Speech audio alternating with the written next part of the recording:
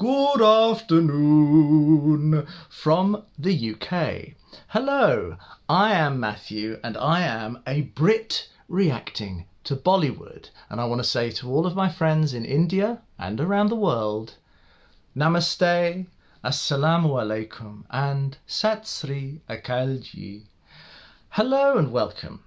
We have a very interesting looking piece today.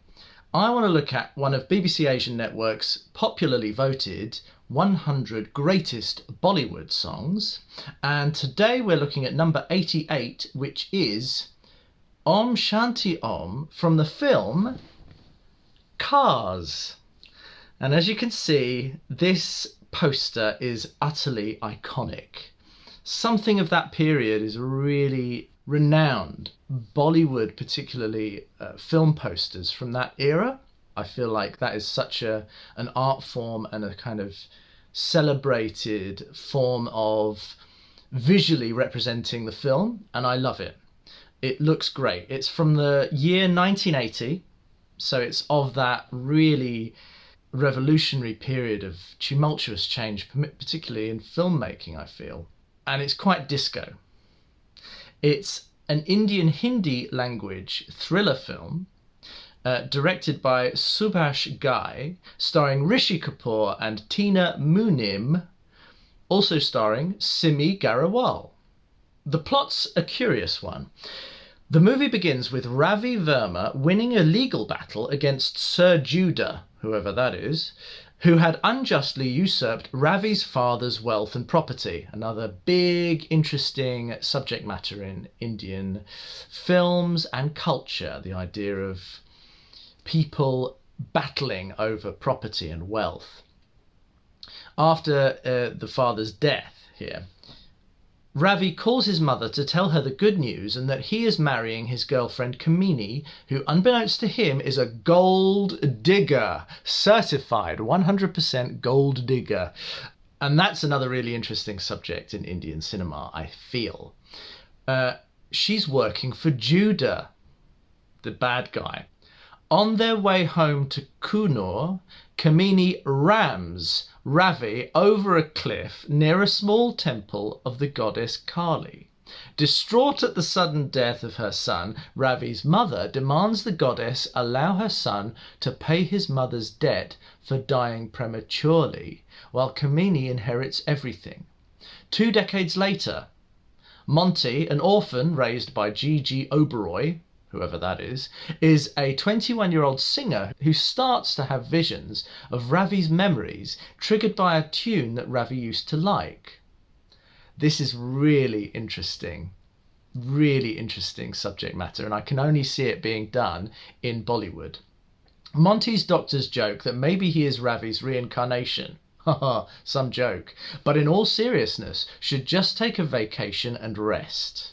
Monty travels to Uti, coincidentally near Kunur, where Tina lives, and they fall in love. Tina tells him that she was brought up by a woman she calls Rani Sahiba and her uncle Kabira, who, having served 10 years for murder, is released from jail. As Monty explores the area and learns the Verma family story from the locals, including that Ravi's mother and his sister were ousted from their house by Kamini, he starts to experience more of Ravi's memories, which become more intense. He's later shocked to find that Tina's Rani Sahiba and Kamini are one and the same. This is a fascinating story, and it really says to me that only Bollywood can create something like this. It's got the cosmology of Hinduism, it's got what I can already see is the cinematography and cultural dressing of the West. It's a really interesting mix, a hybrid. And I can only see this being done here. I'm excited, guys. Let's take a look at this spectacular looking set, Om Shanti Om, from the film Karz.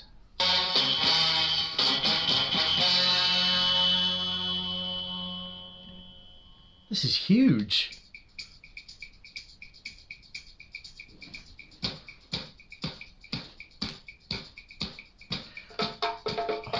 This is really interesting cinematography. Visually very interesting. Okay, quite jammy and disco. Oh gosh.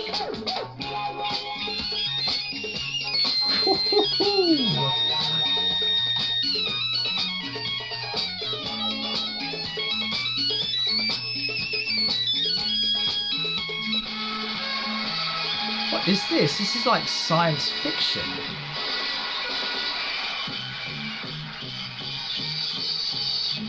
Oh, it's like a record player, and it moves, and he dances on it.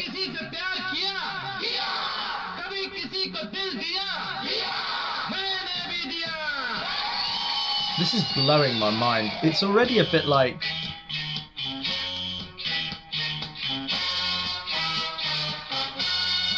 The Running Man with Arnold Schwarzenegger. There's something hyper game show about it. Here he goes.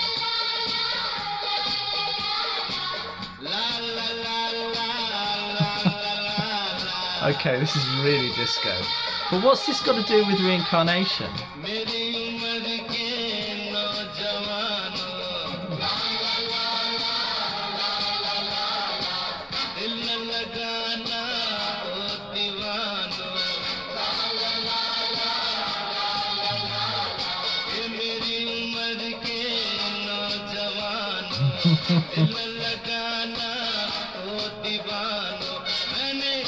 I like it. I can't help it.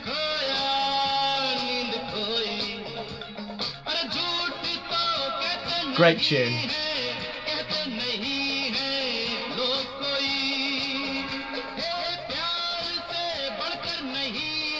I love the set. I love the concept of him on a record player. I love his energy and his performance.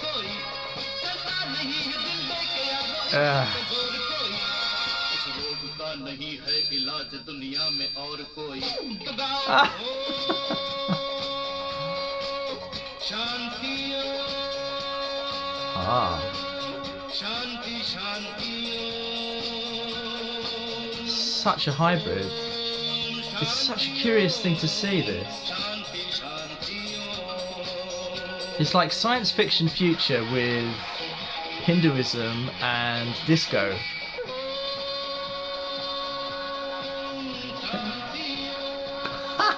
Great backup dancers. Oh.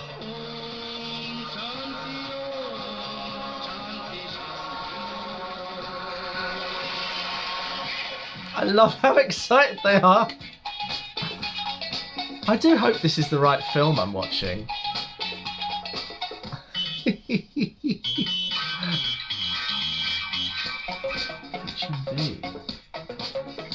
HMV is a former English music record store called His Master's Voice. So it's strange to see it here,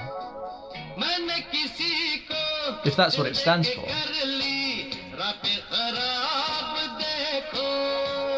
I love the band silhouetted in the background.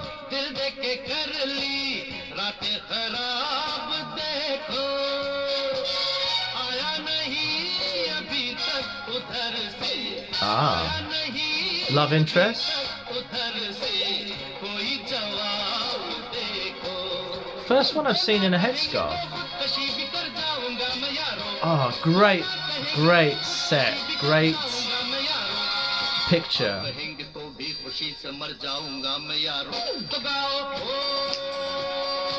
Here we go.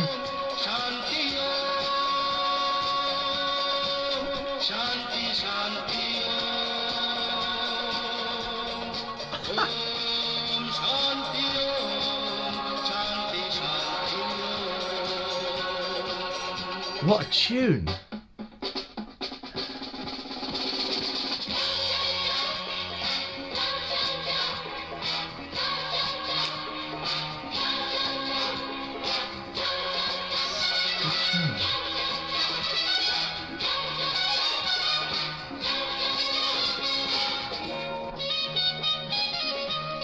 Oh, it's This is such an interesting set. Who is this audience? And this lady joins him, somewhat nervous, but now she's up for it. She's got a beautiful dress.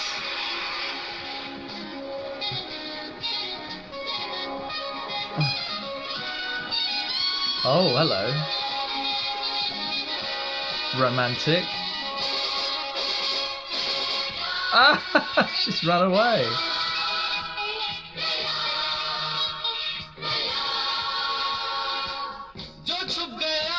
This is like a dream.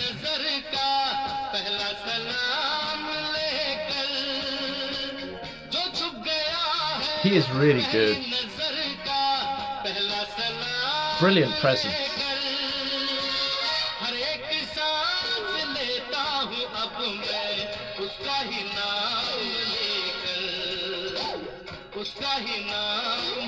It's almost like one of those studio challenge games. It's like a quiz show.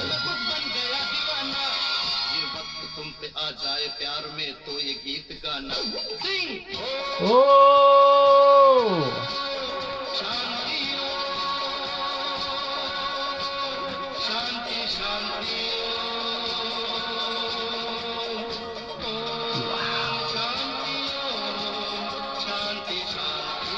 I actually love this song. These people are great. It's such an eccentric film.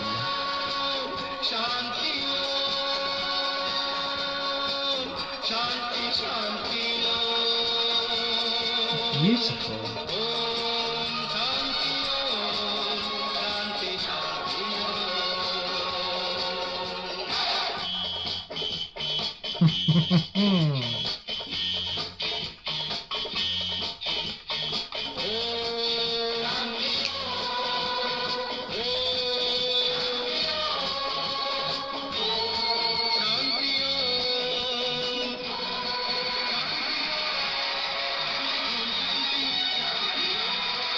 It's psychedelic.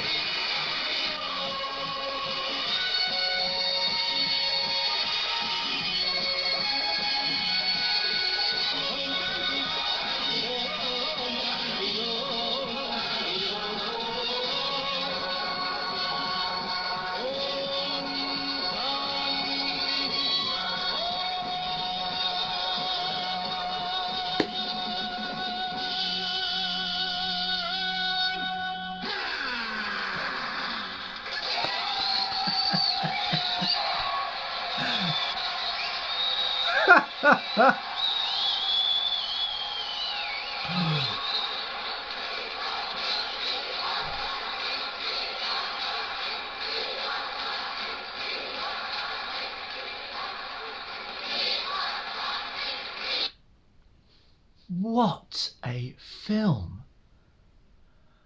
Mind-bending.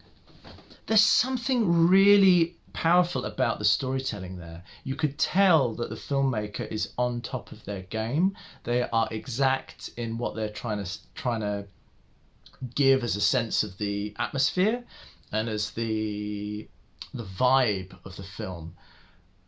I get it now, like the reincarnated guy is a singer and he's somehow bringing his karma back into balance, like he's doing what he had to do. There's something there in the storyline that permeates it, and I think it's such a beautiful music video and such an incredible set. The director feels like an auteur, and it reminds me of Ken Russell's films in England in the 70s. I think he did films like Tommy and The Boyfriend. It's a very experiential process being an audience for it, because you're thrown, all your senses are thrown into the story, and it feels very much like this, and I love it. I think the performer's fantastic. He's so assured and calm and confident, and he owns that space, and his satisfied yeah at the end is just such, I mean, I assume that's the character, and it's such a powerful performance. I think that people now can be tempted to sneer at disco pieces and what they might consider cheesy from the 70s and 80s. But actually the storytelling is so creative and empowered and impassioned. The only difference is the fashions and the visuals. That's it. The creativity, I would say, is more potent there because it's more free for the filmmaker than, you know, big box office concerns and huge budgets and complex dance numbers. I really feel like this is a pearl in Bollywood content that I've seen. It's beautiful. I love it. Officially love it. That's my Brit reacting to Bollywood reaction analysis. I'm so grateful to see this piece and I would love to see the film. Thank you so much for being on this ride with me and watching all these modern and classical films from Bollywood. Hit that like button, please hit that subscribe button and give me more suggestions and feedback as to what you would like me to react to. As ever, much love from the UK to all of you, my friends in India and around the world. This is a Brit saying goodbye.